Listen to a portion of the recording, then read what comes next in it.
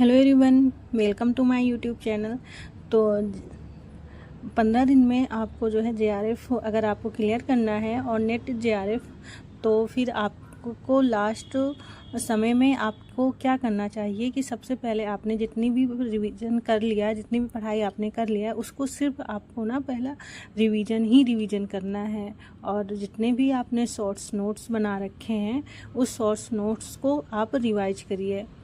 इसके अलावा आप जो है आप एक शेड्यूल बना लीजिए कि आपको जो है दिन भर में इतना कवर करना ही करना है।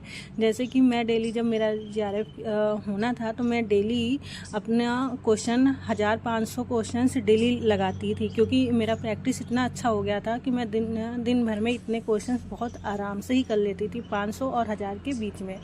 तो इस तरह से आप क्वेश्चन जो प्रैक्टिस सेट है उसको आप लगाएं। और इसके अलावा आपको क्या करना है कि जितने भी आपने सोर्स नोट्स बना रखे हैं उस शॉर्ट नोट्स को जो है रिवाइज करें। और साथ ही जो स्टिक नोट्स वगैरह हैं, मुझे जो भी जो याद रहता था उसके तो मैं स्टिक नोट्स नहीं बनाती थी, लेकिन जो नहीं याद रहता था, जब मैं क्वेश्चन देखती थी तो मुझे लगता था ये मैं कंफ्यूज हो रही हूँ, या फिर वो पॉइंट जिस पॉइंट पे मुझे जो है नहीं आ रहा है, तो उसके लिए मैं क्या करती थी, उसको कहीं पे लिख लेती थी, रफली कहीं लिख लेती थी, और उसको मतलब याद किया करती थी अपने माइंड में, उसको जो है रिवाइज किया करती थी कि मैं कहाँ भूल रही हूँ। और उसका मैंने स्टिक्स बना लेता। कुछ क्वेश्चंस होते हैं जो हम देखते हैं हमको हमेशा याद हो जाता है, और कुछ क्वेश्चंस ऐसे होते हैं जिन्हें हम चाहे जितना देखें, जितना याद करें, वो चीज़ें दिमाग से कैसे स्लिप होती है पता ही नहीं। तो इसके लिए मैंने क्या किया था कि उसे दीवारों पे चिपका दिया था, और दीवार पे चिपका के मैं जितनी बार उधर जाती थी तो अपने माइंड में याद करती थी कि इसका सन क्या है, या कोई भी चीज़ थिंकर, या फिर कोई भी कॉन्सेप्ट। तो इसके लिए मैं ना दीवार पे जैसे ही देखती थी तो अपने दिमाग में ये मेकअप करने लगती थी कि इसका क्या राइट होगा। इसके बाद से याद करके फिर मैं वो चीज़ें देखती थी कि क्या था वो, फिर वो जब राइट होने लगा तो ऐसे मुझे जो है चीज़ें याद होने लगी थी। और इसके अलावा पानी पीजिए, पानी में जो है आप कमी ना रखें। भले ही इस समय ठंडी का मौसम है, लेकिन आप जो है पानी पीजिए ताकि आपके दिमाग में ऑक्सीजन पहुंचे। साथ ही साथ आप ना खुद को मेडिटेट करिए, थोड़ा सा ध्यान लगाएं, ताकि इससे जो है कंसंट्रेशन पावर बढ़ता है। और साथ ही साथ इस समय जो है आप ना हेल्दी संतुलित आहार लें आप इस टाइम में। और इसके अलावा आप जो है उस चीज़ को आप जब पढ़ते होंगे तो आप ना उसके लिए आप हमेशा रेड पेन का यूज करें, क्योंकि रेड पेन से ना हमारा दिमाग ज़्यादा कैच करता है, तो उसको अंडरलाइन आप रेड पेन से करें। और ये कलरफुल पेन जो आपको अच्छा लगे, वो सारी चीज़ें।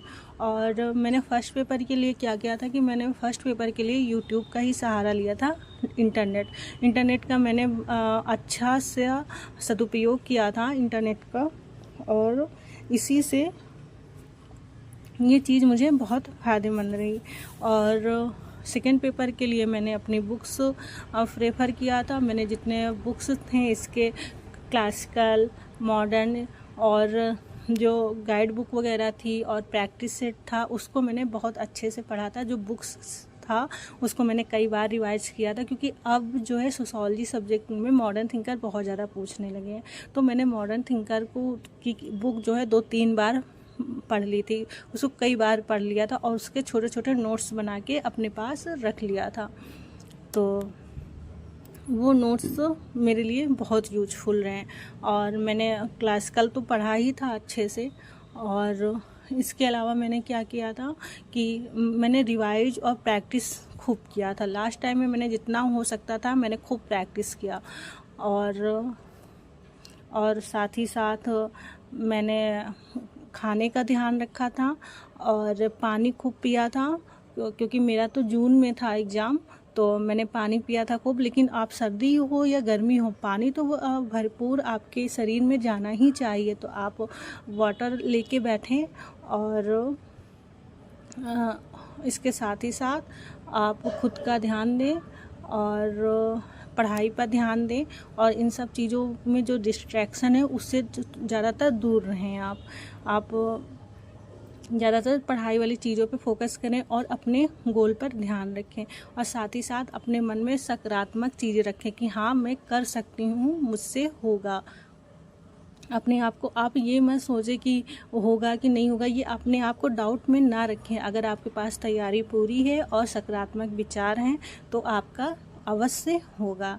तो इस तरह से जो छोटे छोटे टिप्स थे उसे आप जो है याद रखें और तैयारी करें, होपफुल रहें, अपने मन को जो है आशावादी बने रहें कि हाँ मेरा होगा, मैंने मेहनत किया है और ईश्वर हमारे साथ हैं तो हमारा ज़रूर होगा। अपना पॉजिटिवनेस बनाए रखें और अपने तैयारी से ईमानदारी रखें तो आपका अवश्य हो जाएगा। तो फिर ऑल द बेस्ट। ये टिप्स को आप ज़रूर याद रखिएगा और फॉलो करिएगा। तो वीडियो देखने के लिए थैंक यू।